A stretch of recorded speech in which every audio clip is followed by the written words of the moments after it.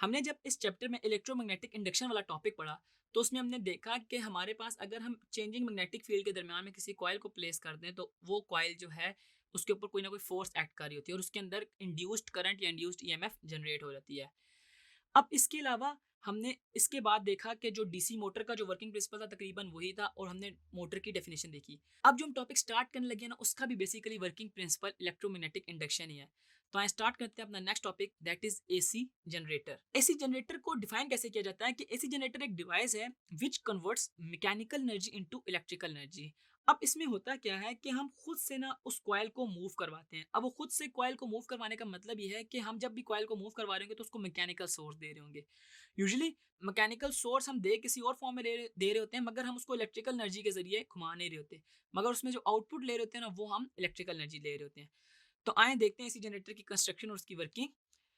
सबसे पहले इसकी कंस्ट्रक्शन के बारे में अगर बात की जाए तो इसमें हमारे पास वही आर्मेचर है और आर्मेचर जो है फील्ड लाइंस के दरमियान में प्लेस कर दिया, यानी कि मैग्नेट के दरमियान में हमने उसको प्लेस कर दिया। इसके साथ कुछ ब्रशेज लगाए हुए और वो स्लिप रिंग्स के साथ अटैच्ड हैं। और हमारे पास जब भी हम उसको मैग्नेटिक फील्ड के अंदर प्लेस करते हैं तो हमारे पास वो फोर्स प्रोड्यूस करता है और फोर्स की वजह से उसके अंदर इंड्यूस्ड ईएमएफ और इंड्यूस्ड करंट जनरेट हो रहा होता है। इसकी वर्किंग किस तरह की है कि जब भी ये हमारे पास कॉइल मूव करवाते हैं, हम इसको मूव करवाते हैं, डायरेक्शन ऑफ रोटेशन आप देख सकते हैं। कॉइल के मूव होने की वजह से होता क्या है कि हमारे पास इसके अंदर इंड्यूस्ड ईएमएफ जनरेट हो जाती है और इंड्यूस्ड ईएमएफ थ्रू आर्मेचर आप देख सकते हैं स्लिप रिंग और ब्रशेस के जरिए, ये जी आप देख रहे हैं गैल्वेनोमीटर के जरिए हम डिटेक्ट कर रहे होते हैं। अगर हम डैम्स वगैरह की बात करें जहाँ पे जनरेटर का कॉन्सेप्ट बेसिकली समझ आता है वो ये है कि हम जब ने जनरेटर की जो शाफ्ट होती है या आर्मेचर होता है उसको मूव करवाते हैं बाय यूजिंग वाटर।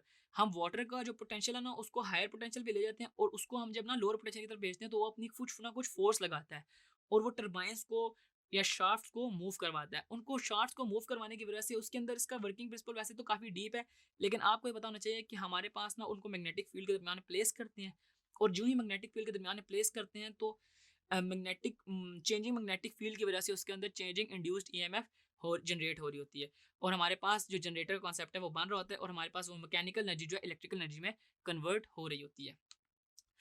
अब इसमें करंट बेसिकली प्रोड्यूस होता है in the form of sine waves. Sine waves का मतलब क्या है कि हमारे पास देखें अब ये कॉइल की मूवमेंट बताई हुई है विद रिस्पेक्ट टू टाइम।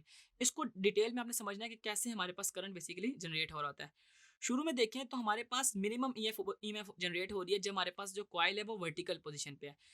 अगर कॉइल वर्टिकल पोजीशन पे है ना तो हमारे पास चेंजिंग मैग्नेटिक फील्ड जो है ना उसमें कम गुजर रही होंगी हमारे पास कॉइल में से, तो हमारे पास उस टाइम मिनिमम मिनिमम ईएमएफ होगी। जबकि हमारे पास मैक्सिमम ईएमएफ तब होगी जब हमारा कॉइल जो है वो हॉरिजॉन्टली प्लेस हुआ होगा। सिमिलरली उसके बाद मिनिमम ईएमएफ हमारे पास 1/2 टाइम पर 1/2 का मतलब ये है हमारे पास ये जो कंप्लीट एक वेव आ रही है जो नंबर 1 तक जा रही है, 0 से स्टार्ट हुई थी, इसको स्प्लिट किया हुआ इनके क्वार्टर्स में।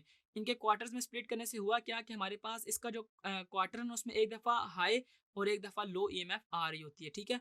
तो 1/4 में हमारे पास मैक्सिमम ईएमएफ है और उसमें हमारे पास मैक्सिमम करंट यानी कि प्रोड्यूस कर रहा होता है जनरेटर। और इसी तरह हमारे पास जब वो हमारे पास नेक्स्ट 1/2 पे जाती है और हमारे पास फिर अगेन मिनिमम ईएमएफ होती है और हमारे पास मिनिमम करंट आ रहा होता है और हमारे पास सिनोसिडल वेव जनरेट हो रही होती है।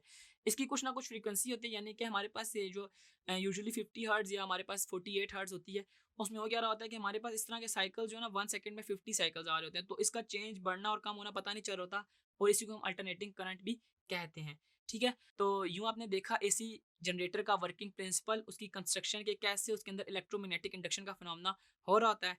आई होप आपको ये टॉपिक समझ आया होगा। See you in the next video with topic.